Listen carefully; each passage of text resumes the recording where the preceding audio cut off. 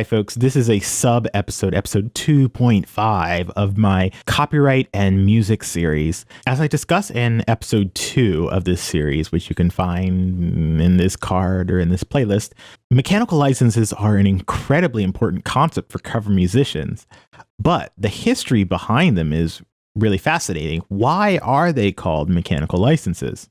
It goes back to the United States and the, start of the 20th century, probably. Sound recording technology wasn't that good then, and so at the start of the 20th century came a brand new invention that kind of revolutionized how people were listening to music, the player piano.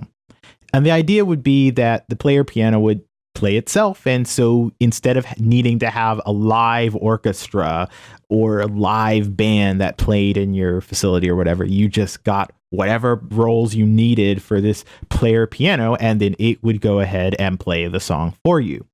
The people who were most threatened by this were the people who printed sheet music, because up until that point, they relied upon people buying the sheet music because everyone had to just play the pieces live.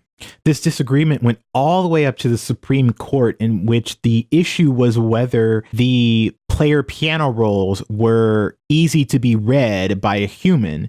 And the argument was that since no one could read them, they couldn't be considered to be a competitor to sheet music.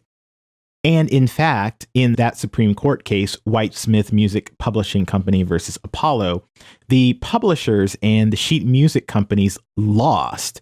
And the Supreme Court determined that the player piano companies did not have to pay royalties to create these rolls, but that instead these rolls were just part of the player piano mechanism. They were just mechanical parts that were not analogous to sheet music and therefore not infringing upon sheet music. The songwriters did what pretty much anyone does whenever court cases don't go their way, and they lobbied Congress following the ruling.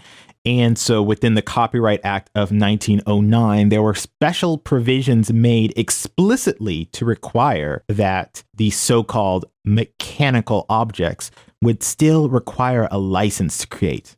And so that's where we get our mechanical license, and it's actually become quite an interesting, good thing for us cover musicians in the years since. However, with this history, you'll be able to understand some of the limitations that I discuss in episode 2. For example, the mechanical license was never designed to authorize derivative works.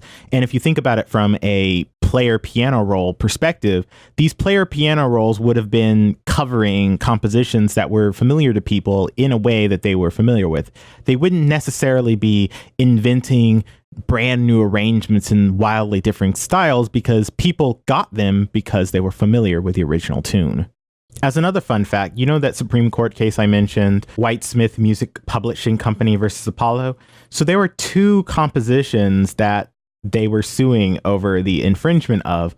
One was Little Cotton Dolly and the other one was Kentucky Babe. Now, both of these are, I guess you would call them now Negro lullabies.